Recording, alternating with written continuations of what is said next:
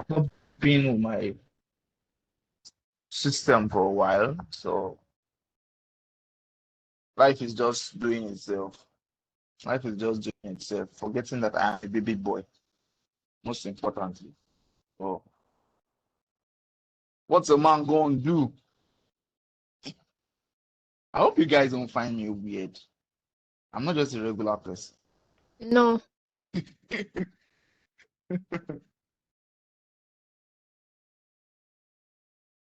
Okay. All right. So it's 10 minutes past, 11 minutes past 12. We got to get started. So we are starting. Matt, can you hear me now? Yes, we can. Okay.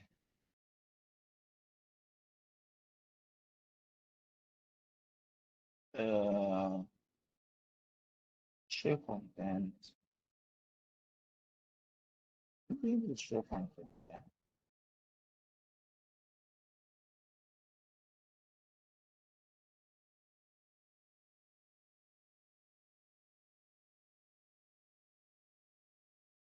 I want to share my screen. How does this work?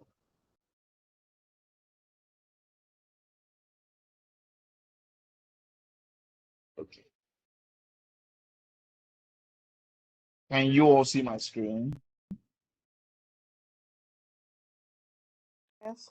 Can you all see my screen? Yes. Yes. Yes, we can. Yes, we can. Awesome. We can.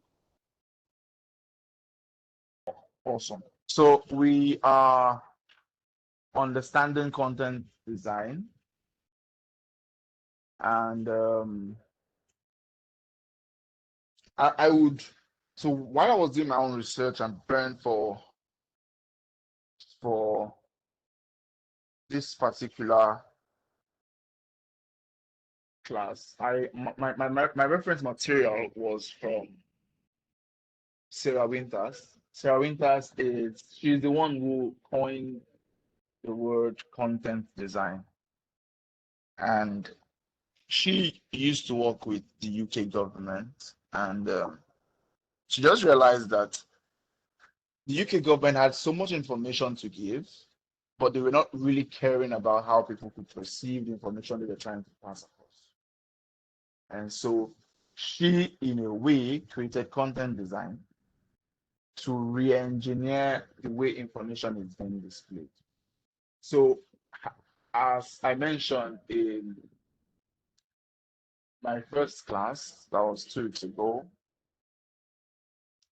content design really is how we understand how content is being displayed, the thought that goes into how content is being displayed, how information is being displayed on a digital product. So for today's class, we'll be looking at methods of content design, or put simply, process.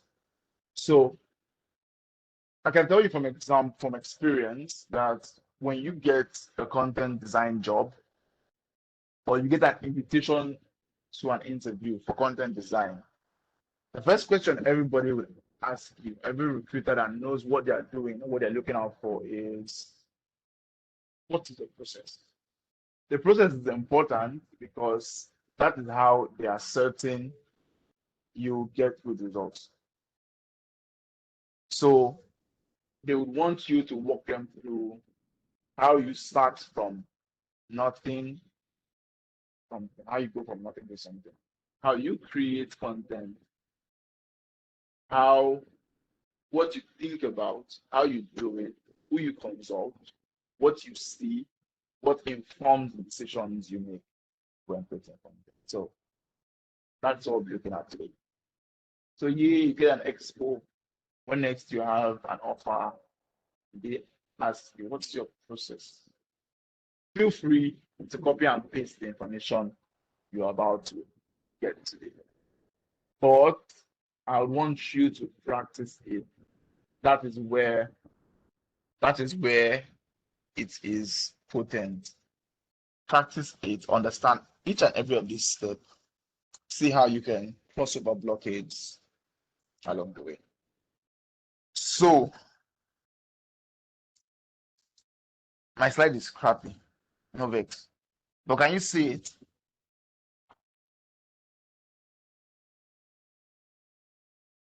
Somebody should say yes. Can you Yes, we see it? can. Yes, we can see Yes, it. we can. Awesome.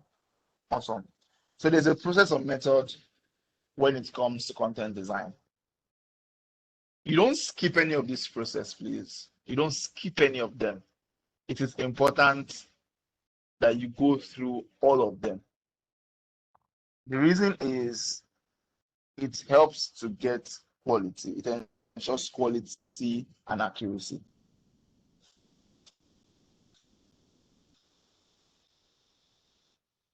The moment you skip one, you find yourself putting a puzzle and you are losing the eyes of in that puzzle or puzzle piece. You are definitely not going to get the full picture. So all of them is important. Yeah. So the very, very, very first research. I want to know, how do you understand research? When we say research, what are we talking about? What are the things you need to research?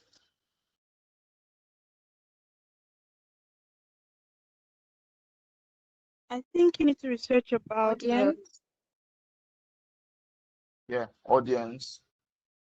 um the problems they are facing and their preferred solution, I think. Yeah, yeah, very correct. The right vocabulary to use in regards to a particular audience. Awesome, awesome, awesome. Yeah, you're correct too. What their Someone else? intent is like, so that you can properly communicate in that regard. True. So I don't want to think of, yeah, you're correct, but I don't want to think of, I don't want to dwell so much on researching the audience. Why? Because the audience is key. So there is a full section dedicated to audience. So let's not even talk about audience when we talk about research. Yes, obviously, you need to know about your audience, but I'm saying it's a standalone. You know, you don't come and be putting Spider-Man inside Doctor Strange. Oh, sorry, there's Spider-Man in Doctor Strange. Oh, no, there's Doctor Strange in Spider-Man. Oh, sure, you understand what I'm talking about. So the audience can stand alone. You need to devote 100% of your attention to the audience. You get my point? And the there are a whole lot of other things we can research. Have you thought about researching the product? Hmm? Yeah, exactly. You can Competitive. think about it like, yeah, think about the product and be like, oh. So you could think about the audience, yeah? You could think about the product, sorry. Why am I saying audience? Think about the product. What is the unique selling point of this product? Why will Mr. A pick Bolt over Uber? Those are questions you need to ask. After you're done researching the product, you can go on to research the competitors. How do they say, what is the onboarding of Bolt like? And this makes sense because I have worked with companies that startups, or I've worked on projects that have several people in the industry. I mean, a whole lot of fintech products, a whole lot of fintech products, a lot of logistics products, ride hailing products. If you know, I worked on Hitch. Hitch is like a competitor to Uber, Bolt, and Drive. A lot. So my process when I was going through while I was working on Hitch was, what is Uber doing? How how do they sound? What do they say? How do people perceive them? How do they treat their audience? Do they sound like they're talking to a group of people, or do they sound like they're talking to just one person? You know? Do they say good evening, or do they say howdy, or do they say hello? Those are things you need to understand. And what helps with this is having a mood board or an inspiration board or a Pandora board box, whatever you call it. Just have a list, a chunk of all of these and go through all of them. So those are things you can research. And that is why UX writers are besties with UX researchers, because we've got a whole lot of things to research. Makes sense?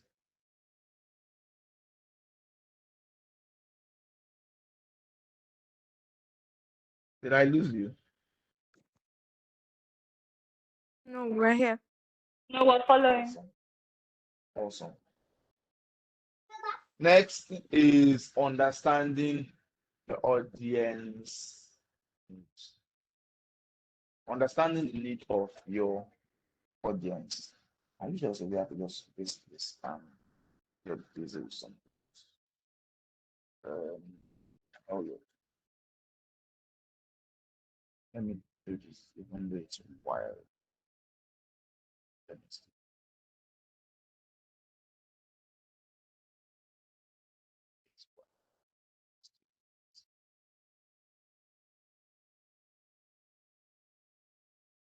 Yeah. So understanding, can you see my screen? Yes. Awesome. Yes. So we need to understand our audience. Understanding the audience means creating obviously user personas and user stories. We need to know what they want. And this will obviously come out from your research. Yeah. You need to know what your audience wants. So when you look at Uber's audience or Bolt's audience, these people just want quick response. They don't want story. Yeah. I'm trying to get from my house in Yaba to the island. I'm not interested in the weather. I'm not really interested in I'm not interested in the date. I'm not interested in traffic situation like that. I just want to pick a ride. So just don't tell me stories. I'm in a haste. That's a good word to use. Yeah. So when you are understanding your audience from that research, you stated there, Mr. A is always in a rush. So when you understand that your user is always in a rush, you automatically want to be concise. Don't say things in 5 words if you can say them with 2 words. So you're going to always be concise because you know your user is in a haste.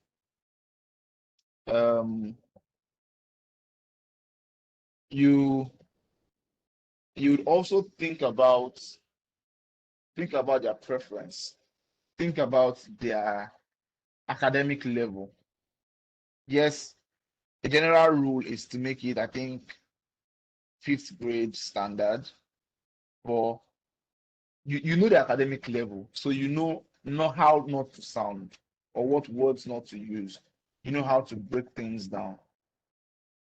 You also have to think about your user motivation.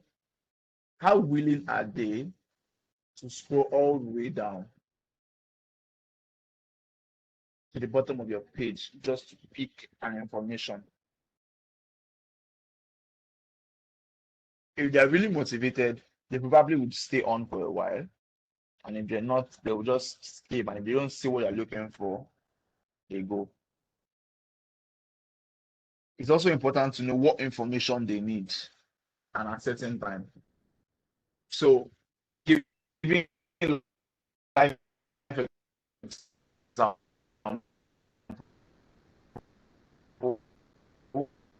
if I'm working on fast information that would make me want to wait. So as soon as I order a ride and I get paired with the driver, they tell me how many minutes away he is. That should be, I don't have to look for that information. Do you understand?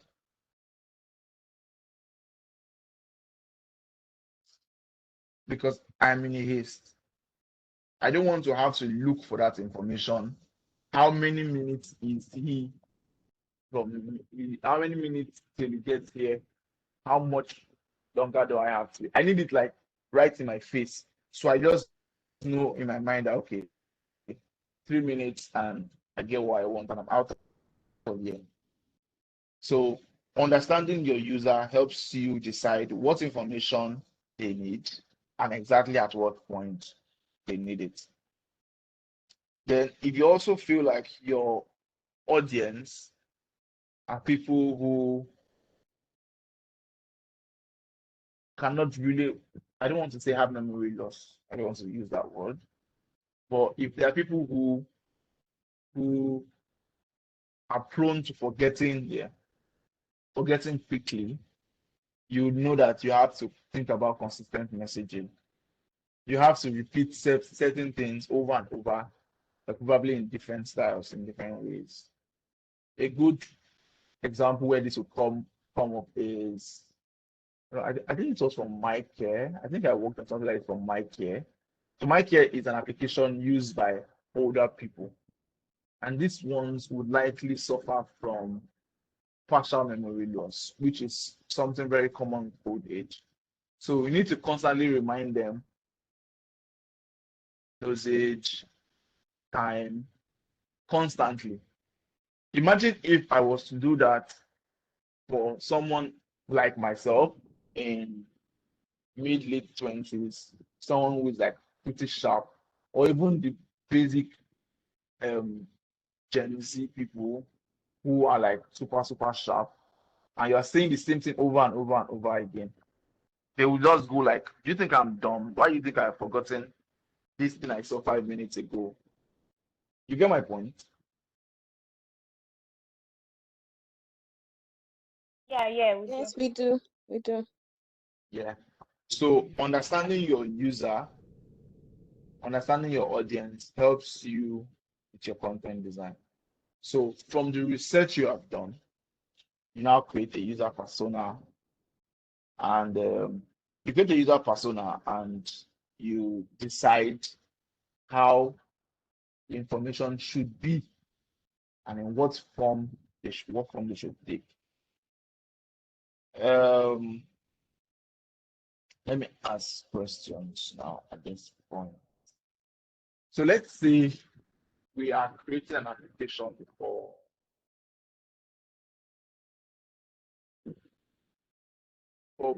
middle-aged people. When I say middle-aged, I mean people between 41 to 5, 41 to 55. That's the age range. So middle-aged people. Please tell me 3 things you would likely note from user research. Let's put it in the comments. Let's put it in the comments. What are 3 things you likely note from people?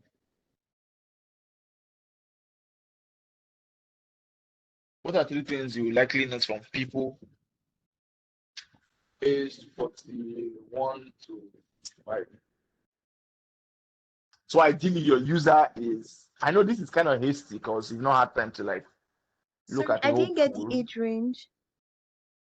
41 to 55, middle-aged people, not old, not young, middle-aged people. So just mention 3 things. Just mention it in the comment. 3 things you likely note from that user range or user pool.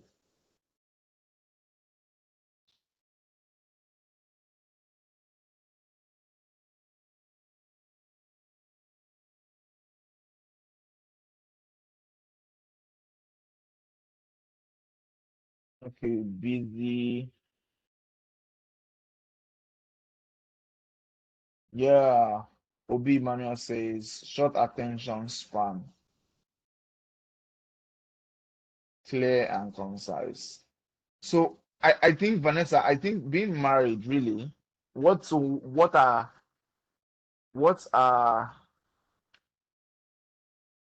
the effect of being what's the effect of being married on your content design? Then effect of being married.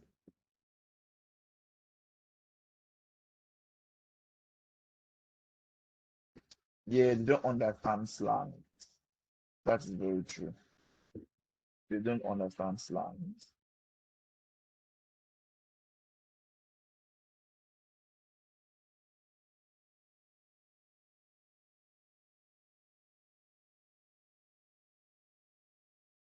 Very obvious city buttons.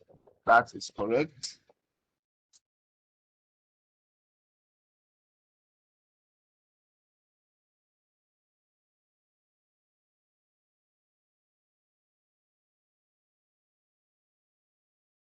Yeah, non-tech savvy. They're not really open to innovations. So they just want to just do the thing they know. So don't try to be innovative. They just want to do the things they know. Just do the regular.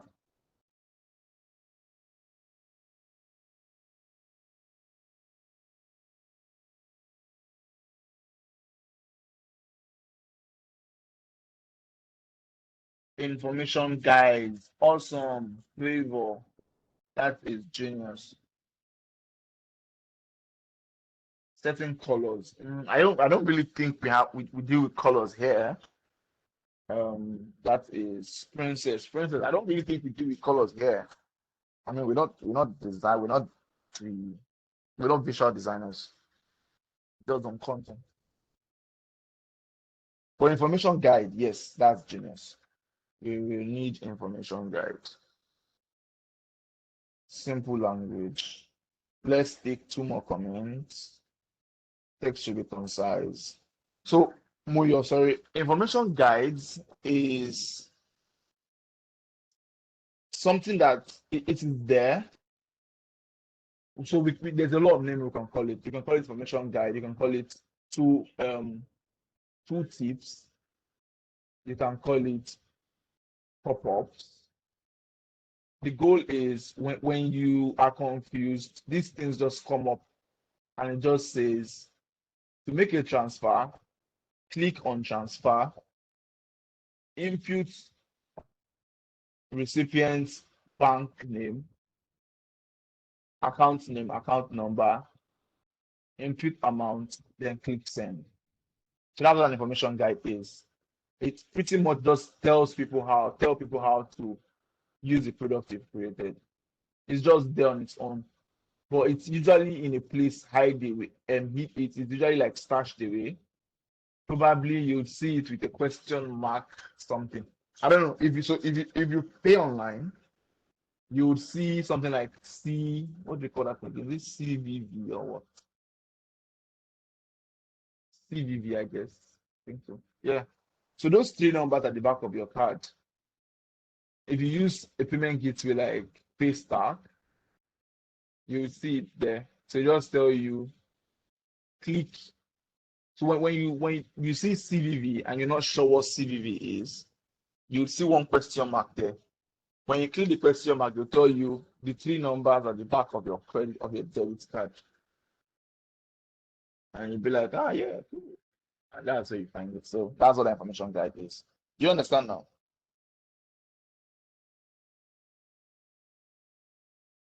Moyo. Awesome. Awesome. Okay, so if I was doing a research on people in between that age range, middle-aged people, first thing I would notice is they are not open to innovation. So I do not want to go all crazy on products I would do for them. If I was to do something for people in Gen Z, I'd be like, oh yeah, cool. I don't know if you guys saw something trending on Twitter. It's not really trend like that, but I saw it different times and in different places. About a guy who created a 404 error, 404 screen, and the copy there was help me, help me. They This carry me page, where I you don't know. yeah, exactly. So that's innovative, but that's not regular. That's crazy. But I bet if you show that to someone within that age, they'll be like, what is this? Ah, because they just don't understand it. That is their own stage in life. They just don't understand trends and innovations. So if you're working for people like that, or put on products used for people like that, please don't go crazy. They just wouldn't. They just wouldn't buy it. That's their own stage in life. That's one. So they're not open to innovation. Two, people in that age range, they are frustrated. That's why there's something called midlife crisis. They are just naturally frustrated because I don't know. They're not old, they're not young, they're just there. And it can be frustrating. They don't get the perks of being a young person and they don't get the respect of being old. So they're just naturally cranky. So try to get out of their face like pretty quick. Don't always be in their face. So that is why you have to be concise. Because they're just cranky. If you're talking too much, they're not interested. They just want to go and sleep. So whatever product you are creating, try as possible to be helpful. Don't be overly nice or sweet. It just wouldn't work for them. I can tell you that for free. It just wouldn't work for them. Drop your copy as short as possible and be out of their face before they even notice you are there. That is one thing. Then yeah, short attention span. They would not have time to. They will not have all the time in the world to read or pay attention. So, it just be helpful in using very few words. Just be very helpful using few words because the longer you stay, the lesser they are going to understand what you do or what you are saying. So, 5 words, be helpful, drop your piece, and leave. Yes. So that is for Adewale, you have a question?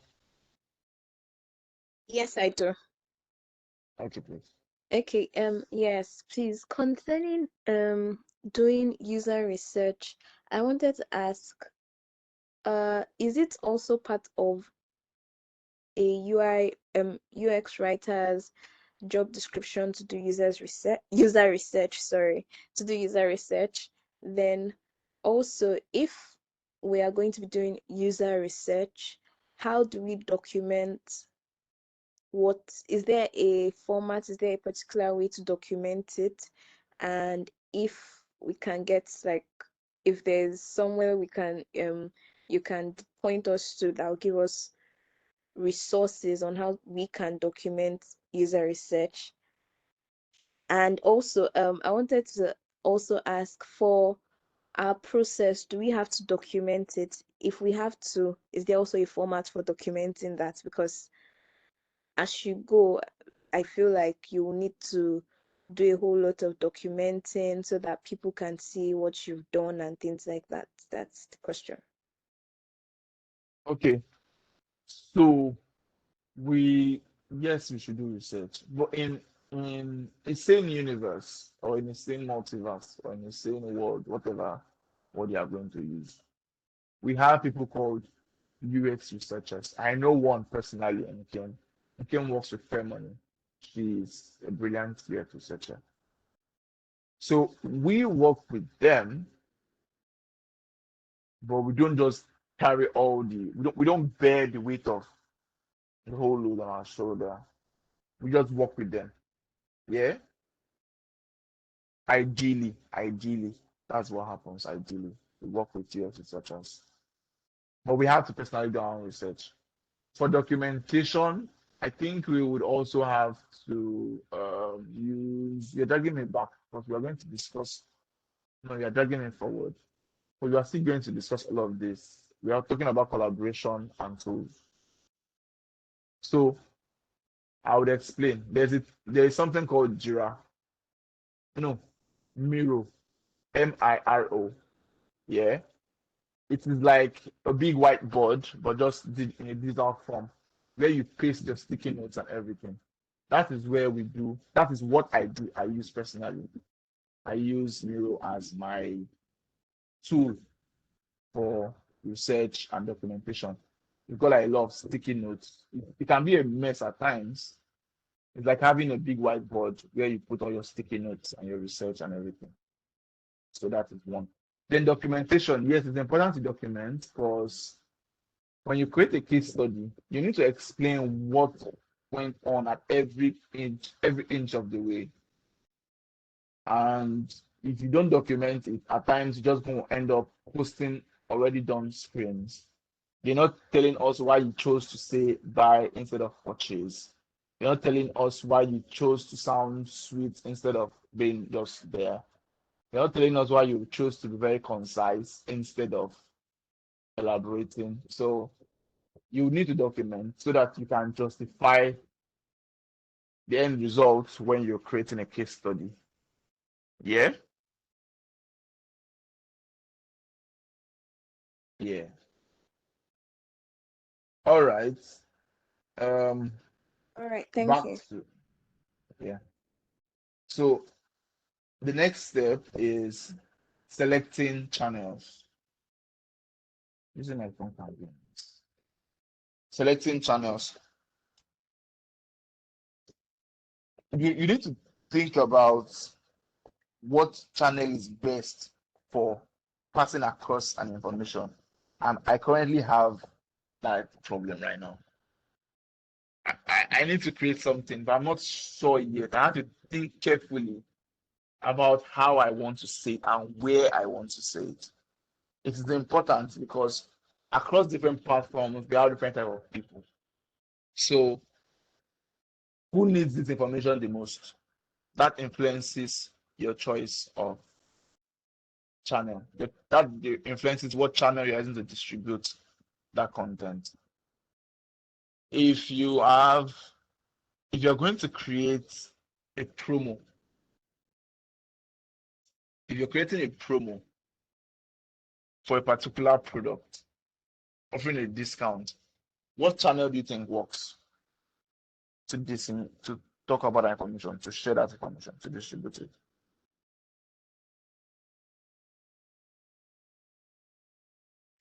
I Are you think it guys there? depends Nobody's on the commenting.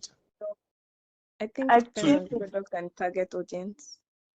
so if we have a promo now, let us say I am a UX writer at Huda Bank, and we need people to sign up. And once they sign up, they are coming to meet an account with 2,000 naira there. It's just there. Where is the best place to put out that information? I think Twitter. Yeah, yeah, social media. Social, Yeah, we could, we could social categorize it as media. social. Oh, Yeah, social media. Why? So now here is, you see. So the thing is this: when you find an excellent UX writer, you can justify any single thing you do in this world. If I chose to tell you morning instead of good morning, I can justify why I took away the good and left only the morning. Don't ever be caught unaware and they ask you why and you have nothing to say. You should always have a reason why. So why do you use social media?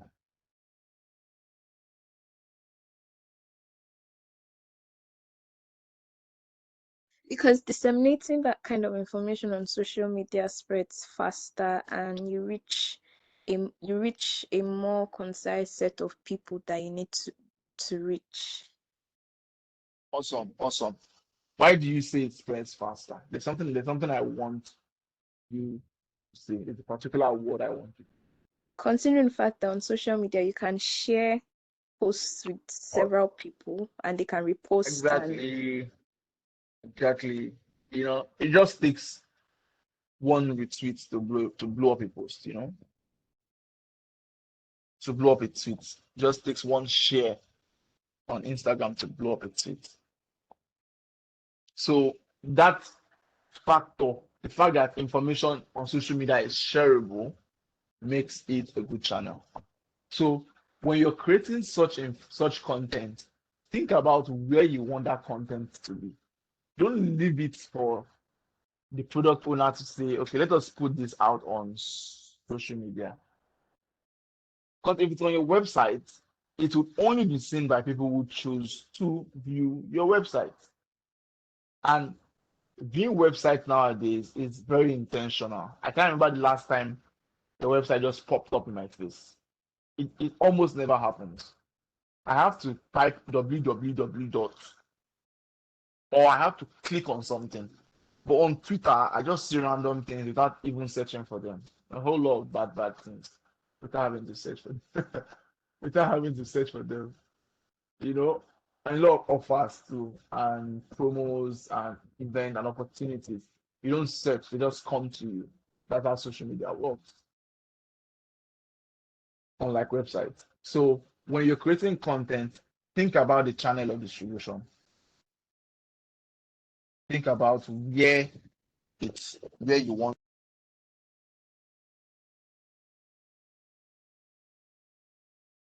Then after that, you go ahead to create a journey mapping. This journey map should involve different phases in the user's journey, from stumbling on information to taking action to getting results. Could also feature the user's emotions too. How do they react? How do they feel? Do they feel satisfied? Do they go back into the loop again? Do they exit? Where do they drop off? Where where are they most active? That journey map is important. It is important because it helps you know when your content is working and when your content is not. So it's important you look at the journey map. Then there is something called voice charts. For every product you create, always create a voice chart. UX writing is not just writing, really. It's not just writing, really. There's a whole lot that goes into it. That's why when someone tells me it's not to write, I will leave you to write. Creating a voice chart. So who knows what a voice chart is? Why explain? I'm not 100% sure, but I think a voice chart has to do with your tone, choosing your tone, and at what point you decide to use a particular tone. So on. Exactly. Exactly. So it has to do with tone. There's a whole lot. There is well, I'm going to get it. I hate as well. So there is a whole lot when it comes to voice chat. You need to think about the tone, think about the language, think about the vocabulary. It just helps you ensure that you are saying what your users are saying. If I speak pidgin, I want, so pidgin English, for example, can come in different form.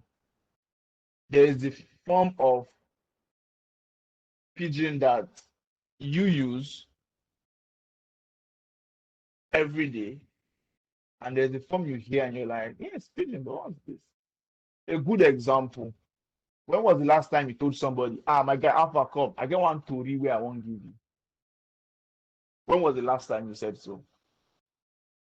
When was the last time you used that word, story, story? When? Somebody say something. It's been a while. I've never used it. I can't remember I have using it. never used it. I feel like my guys will look at me like, what are you saying? But then you find out that on the news, especially Wazobia FM, when you listen to their news in pidgin, you're like, yo, that's not what we speak here. You're being too dramatic. That's not how we say it. We can't relate to it. Your product should not sound that way.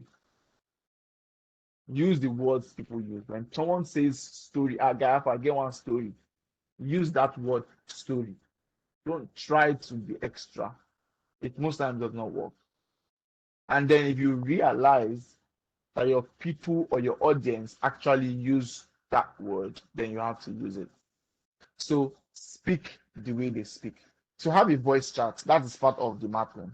Have a voice chat. Put it there. Users are less likely to say there's a category there. Most likely, likely, and less likely. What words? So when you are creating, how it helps is, although voice chat is usually in the content style guide, how this voice chat helps is when you leave and someone else comes on board, if they are going to religiously follow the content style guide, they get to see how this product sound. They get to see how this product should sound, and they would walk in line with it. They would not want to sound any different. And users are happy in the end because they don't even know that one UX writer has left and someone else is there. Then you can also create an empathy map that would show what users see, what users hear, what they feel, and what they do. It is because we are trying to condition the mind of users. We're trying to condition the mind of users. So what do they see when they come on the Bolt app? What do they hear? What do they feel? What do they do? Do they leave? Are they satisfied? What do they feel? Are they satisfied? Are they frustrated? Do they feel indifferent? It's best if you create products that don't make people feel indifferent. I feel like feeling indifferent is the worst type of feeling. Do you understand?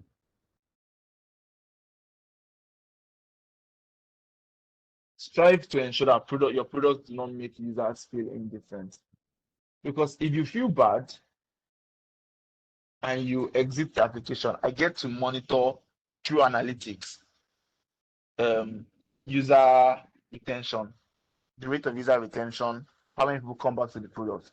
I notice people leave. People spend maybe like 5 minutes after installing and they are out and they never come back again. I know what to work on. Yeah. I know how to re-engineer the content to ensure that people stay, people are involved. But when people are indifferent, I just don't even know what to do at that point. So creating that empathy map can help you work on how users are emotionally attached to your product.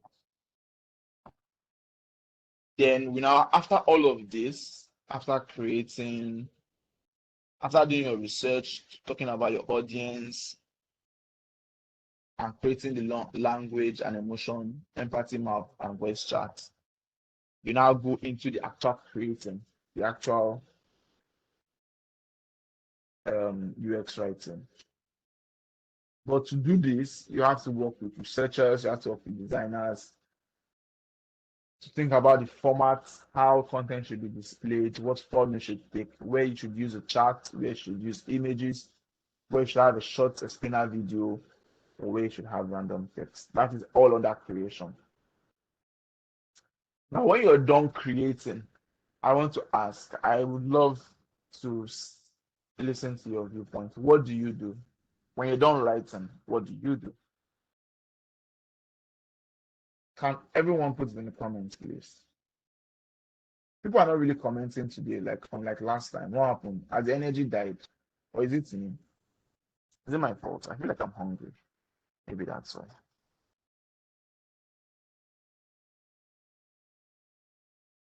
I said after you're done creating content, after you're done writing, or you're done designing content, because I don't want to say just writing, because you could create a chart, you could create an infographics, you could have created a video, an explainer video, or you could just be using plain images. So when you're done, how do you What do you do next? Monitor usage, testing, usability test. Yeah, yeah. I think still in this. I think still here. We have 28 people. And no one is saying anything Yes, we except are. okay. You have a question, Adela, Adewale, Opolua.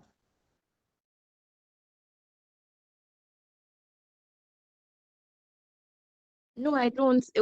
I already asked it. Okay. So yeah, we test the copy and we test it by sharing. There are a lot of people we can share with. We can share with quite a number of people. We can share with other people on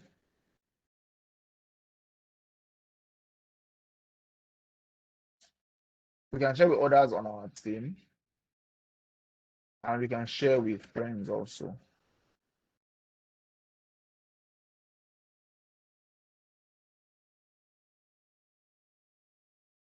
So that was just a quick, I had a quick okay, I'm back. So we can share with friends and we can share with other team members. But it's very important that it's not your audience that tests your copy.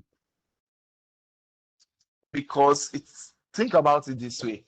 You have the guest, you are preparing food for the guest, and after putting salt, I cook beans a lot. I like testing my salt in my beans. So imagine you come to visit me now, and I'm like, oh, let me cook beans for you, and you're excited about my beans.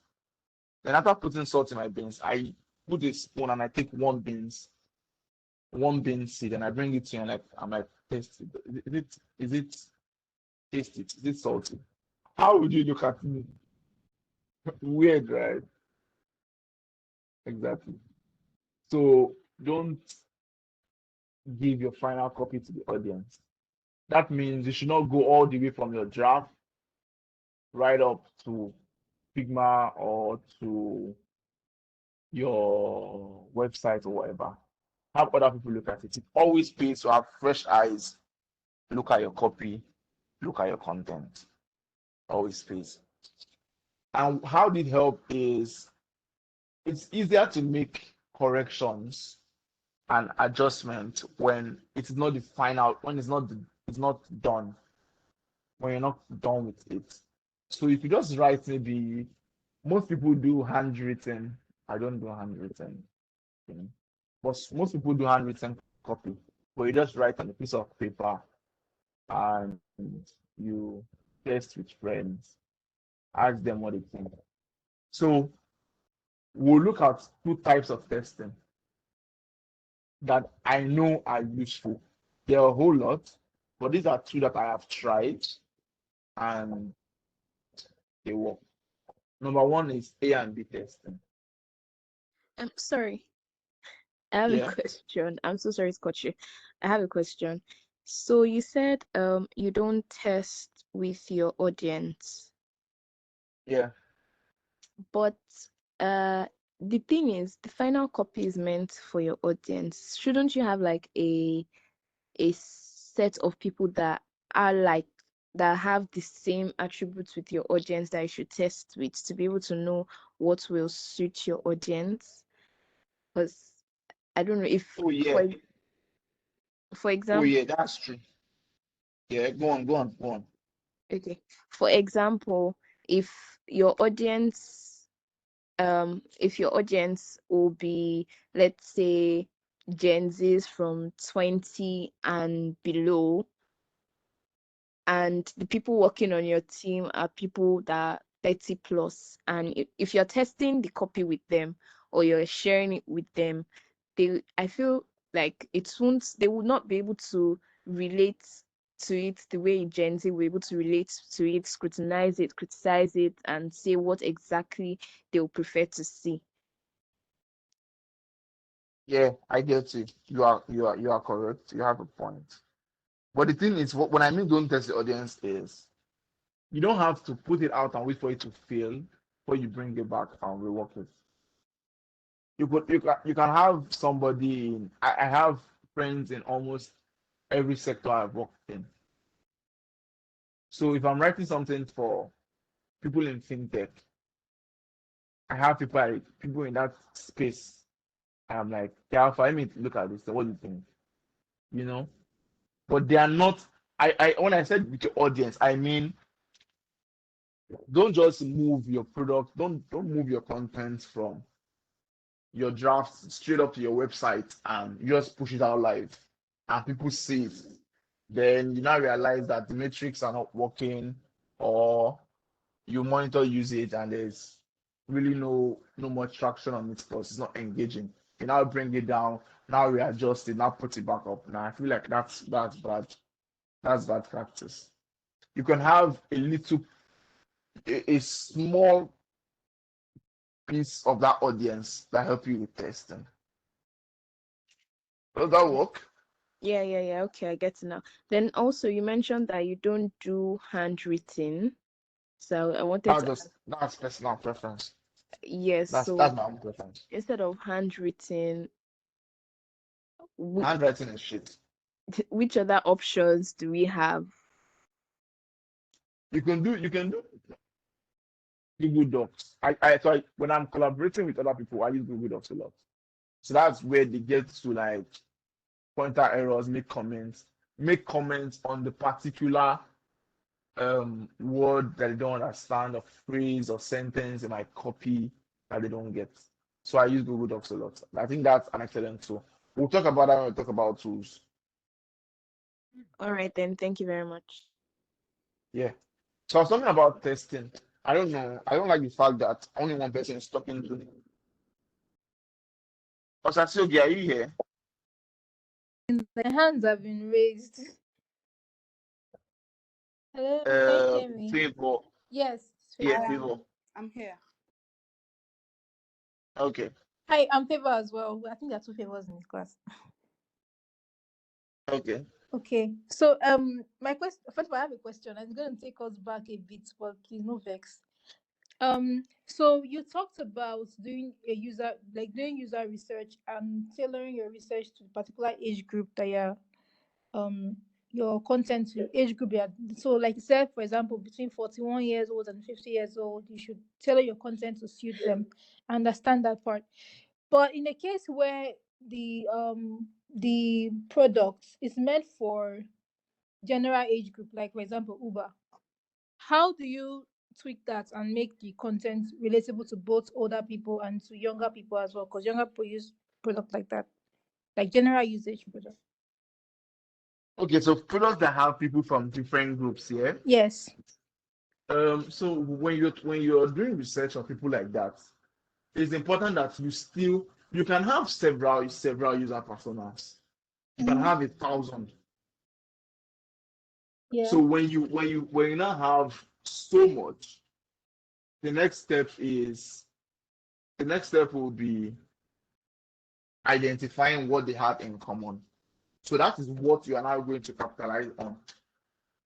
So, for example, I am one of a user persona. I live a sedentary life, but I love. I don't go to work. I don't go to the office, but I still go to parties over the weekend. I go out to visit friends. I go out for drinks and all of that. So I've got to use a ride. So although I am different from the man that goes to work 9 to 5 every single day, goes to the office, we will still have things in common. So after creating user personas for like 5, 10 people, you now start to isolate what they have. Now start um, itemizing what they have in common. So based on that thing they have in common, that's what you are going to use. I mean, every single person that uses Uber, they all need to get somewhere. That's one thing. Every single person wants to get somewhere. That's one thing. You put it. Another thing might be, I don't know. Another thing might be they want to feel like they are safe. Yeah, everyone wants to feel safe. So your messaging should sound reassuring. Sound like you know your driver. You know the product. You know each and every driver on that product. And they are safe because you are monitoring them and all is well. You are in control. That's another thing. So when you have several people, several age range, several people from different age range, different walks of life, different lifestyle, make sure you pull together what they all have in common. Because you can't sound sweet in one place and sound angry in the second place. That's going to be conflicting. You're not going to be consistent. So just pick what they have in common and work on that. Does that answer your question?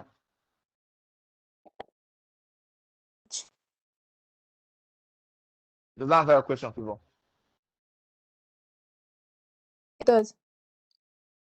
Okay. So let's move on to testing. I said A and B testing and highlighter testing. You probably have heard of A and B testing, but I doubt you'd have heard of highlighter testing. So what A and B testing is you create two versions of the same copy. Then you give it out to your test partner or your test audience. And you're like, which do you prefer? Which communicates more to you? Which do you understand better? You know, those random questions people ask. When you're done with that, you pick the one with the highest votes and you go with it. Simple. A and B testing works. Beautiful. Second is highlighter testing. Highlighter testing is where you give someone an high. You know, you guys have seen all this pen they call highlighter. Yeah, have you? Yes, yes. Yeah. So the game is for every single thing they don't understand, they highlight it.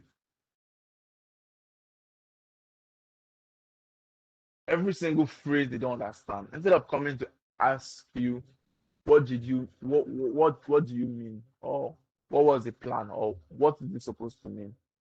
They just highlight it. Then they pass back your copy to you. And when you go through it, you get to see loopholes, you get to see places where users are in doubt, you get to see places where your message is not clear, and you work it. After working it, you test again. If those things if they don't highlight the new phrase or new word or new sentence you use, you know, the job is done. Beautiful, isn't it? Yes, it is. Yeah, so those are two ways I test copy personally. Those are two ways I test copy. Yes. So after testing, obviously it's going to be trash if at the end of the day you don't still make changes. So you've got to go back to the drawing board, find out where the loopholes are, and make changes. And that is how. So that's the process. So I'll go through it again. I'll go over it again. First is research, likely researching products, researching competitors, researching a whole lot. Next is understanding your users' needs, what they want, who are they, what gets them the most. After understanding the user, you go on to create um, the voice, the language, emotion. So there are different types of maps. No, sorry, for that channel. Think about your channel of the distribution. Where are you saying it and how are you saying it? Then you create a user journey. After creating user journey, you go on to create the language, you go on to create the empathy map and the voice chat. And when you're done with all of that, you can now start writing or designing content. When you're done designing content, you go back to sharing or testing, whichever one you call it, sharing that you put it to other people to see or you test it. And when you're done testing, you make all of this running. When you're done testing, you make corrections and adjustments. So that's for the process. Now, let's move on to collaborating with others. As UX writers, content designers, we work with UI UX designers, we work with engineers, we work with UX researchers. Think of yourself as a part of that engine. If you follow me on Twitter, you understand that I advocate a lot for including US writers in this in the whole process. We are not just there to come and replace your dummy text and put and change your placeholders. No. We are part of the process. We are part of the research. We are part of the look. We are part of the design. So we collaborate with everyone in the design and product thing. Um, yeah, so that's about collaborating with others in the design thing. Feel free to have other people test your copy. Feel free to have be open to suggestions. Don't feel like okay, my own work is to write. So don't tell me what to write or what to put. No. Because you have just one idea in your head most times. You probably have just one way to look at the copy. But when other people come to infuse ideas into your head, you see it better. So feel free to collaborate with others. Next, we're talking about the next point on this agenda is Sorry, please, did you tools. stop sharing your screen? Oh, yes, I did. I was using my phone, so it was glitching. Oh, okay. Yeah, it was glitching.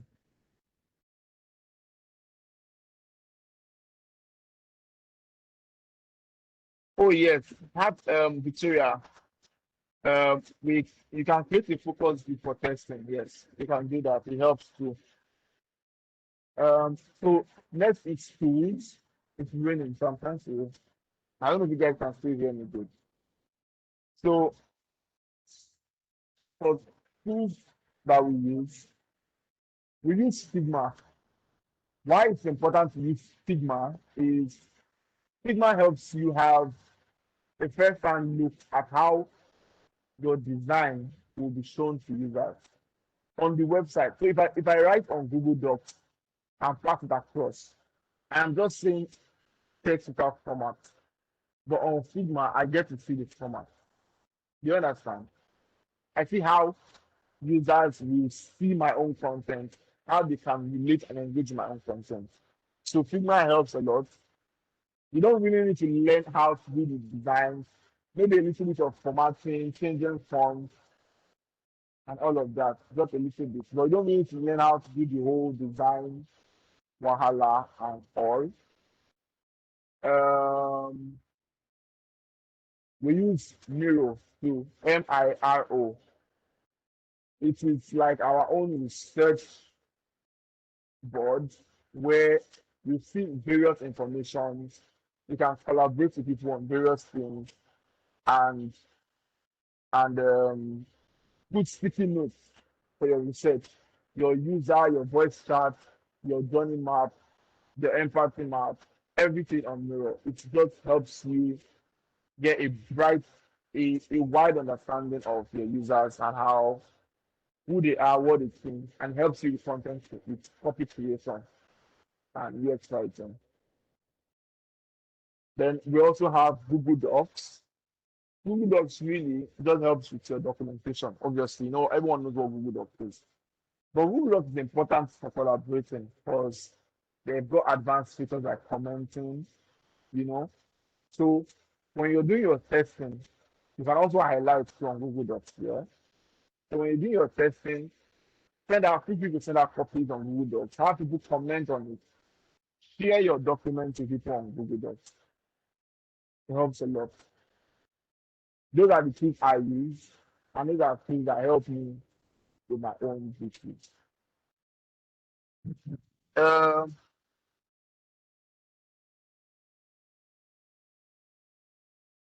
so yeah, any question?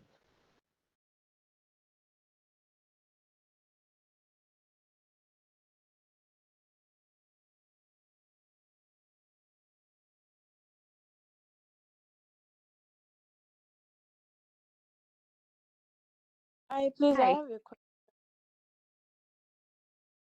Yeah, please. Oh, you go first. Okay, so yes, I asked that is there like a standard format for documenting? Like, is there a format we should follow for documenting your your research and your process and your and the thoughts process behind why you're using that particular copy for the different places? Like for some people, okay, let me give an example. What I mean by is that they're like a format. Like if you are going to do a content calendar, you know that the format you have, we must have your date, you must have the content type and things like that. So that's what I wanted to know. Okay, I get you, yes. So how me personally, how I work is as long as you can read and understand what I wrote, I'm good with it. And it works in UX writing because it's pretty new. Things are constantly evolving, and most international things. When I was creating, the first time I created a case study, I needed to be sure that I was creating case studies related to case studies. But then I went through a lot on Medium, and I was seeing different styles, but they were all communicating. They were all saying, passing their message and their crystal clear. Yeah. So I feel that's all that matters. Just communicate. Say what you want to say. For documenting, things need to be very expressive. Speak in the first person. Don't speak in third person. I think these are just the two principles. Say, I went on to, not we, except if you work with a team of UX writers and it was very obvious that you did not do this alone. Having some saying we. Other than that, I found out that I decided to, and I just struck me. You get first person. It helps a lot because you need to sound as personal and as free. See, we are writers are the clearest people like we are free as a bird, play, joke, sound funny, sound catchy with the documentation. Especially if you are working for a very cold person. So yeah, I hope you get my point. Yes, I get it. Yeah. Any other question? Okay, my question, please. In the case of user research, so you said earlier that we as content designers or UX writers, we have to collaborate like with UX researchers and stuff like that. So I had a question that, so in a real world actual work situation, so the UX researchers will do the research. So when do the content designers come in? Like, do we receive the research or we do it with them? I don't really Yes. know if you understand my You question. do And it. like in real life, how does that work? So you do it ideally, you do it with them. And that is because they are doing a whole lot of research. They are also researching design. Okay. They are also researching for new versions and improvements to previous to existing products. So they are doing a whole lot, and you don't expect them to just do only for content. They do for content, you need to have it to sound, for you do it with them, and you do it with them, but you own it. Mm. You understand? Yes, yes. You understand? You have to own it. Not the same way a UI designer designing um words, designing visuals, Yes. and UX designer designing visuals will also do the research with them. They will also own it. You have Yeah. to decide what colors users prefer, blah blah blah. So it's all Mm. about collaboration really. I think when you're collaboration, life is easy, life is free. But you have to own it anyway. That part is I have never really worked with any UX chapter. I won't lie about it. And it's simply because the companies I've worked with, they just don't value UX researchers. But I tell you, it's important, it's necessary, but it's Nigeria. They tell UX writer to go and do it alone. UI designer to go and do it alone. But ideally, there always should be a UX researcher.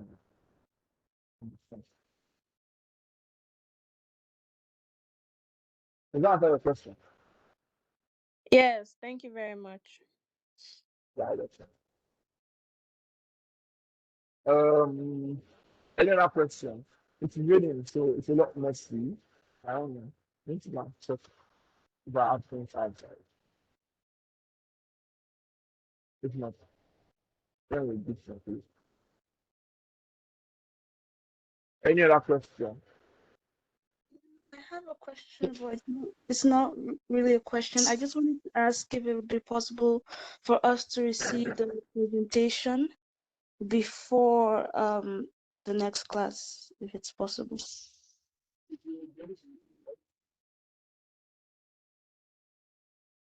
What do you want to receive? What did you want to- I can't hear you, sir. Your voice is very low. You said, is it possible for you to receive what? The presentations. Okay, okay. Can I send it as a file here? That Let would me be see if I can. I just stopped sharing because I'm using my phone and it was just a lot messy.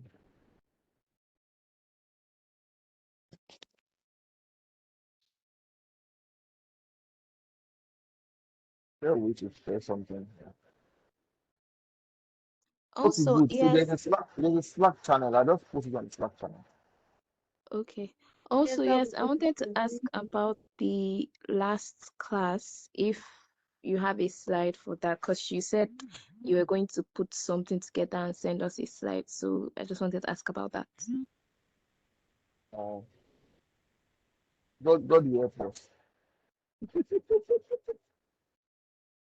That's Okay, so all right then. that's really expensive.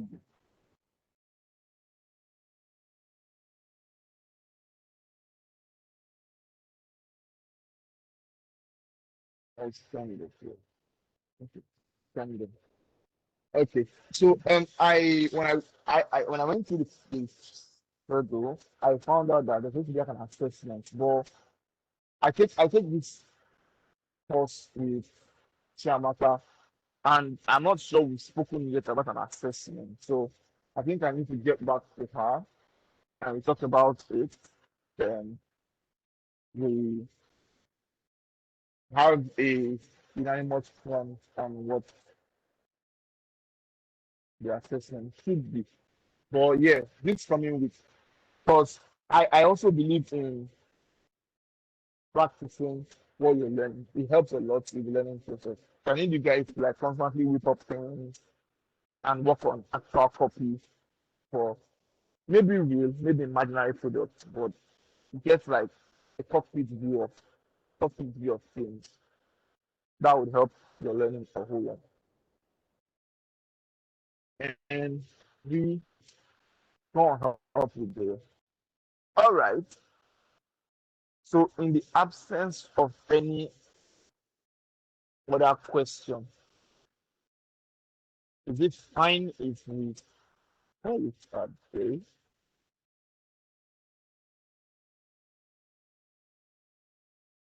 Yeah, so I feel like I saw some messages. I'm not sure whether it was Slack or it was Twitter, I don't know. But I know some people have been reaching out to me. No vex, please reach out again. I will try to reply. I've just had my head barely above water this week. A lot of things, but please, if you have a question, if you have a comment, if you want to know something, do reach out. I'll be there. Just buy me coffee. No, I don't drink coffee. Buy me ice cream. But feel free to reach out. I'll be more than willing to speak with you.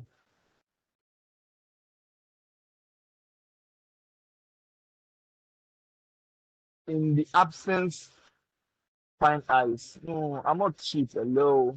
Do you know me? I don't drink fine ice.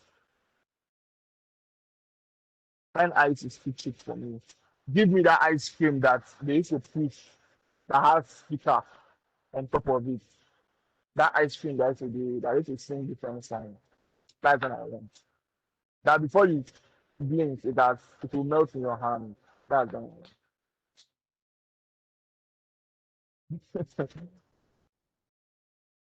All right. Y'all should have, if you're in Lagos and it's raining, hey, yeah, that's all I can say to you.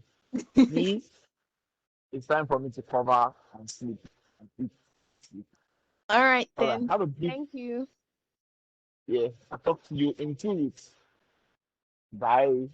Thank you. That question, can you hear me? Yes, I can hear you. Okay, you mentioned something about case study while you were answering Okweoluwa's question. So as a content Okay. designer on this project, are we to like come up with a case study as a team and then also create a case study for the whole team as well? Is it our job as a content designer? Mm, So I've never had to create a case study like a requirement. My own case study creation for me has always been to show prospective clients what I have done. No one has ever requested or required that I create a case study for them. I feel like I'm going to even charge you extra for even asking me to create a case study because you want to use my work and go and buga. That's why you must pay money. But really, I feel like you can create a case study for yourself if you are impressed with the job you did on a particular project and you want future clients to say you can definitely create a case study.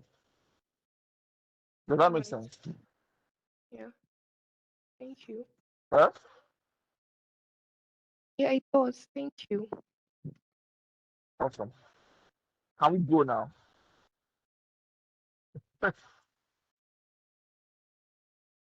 All right, guys. Take care. Have a beautiful day.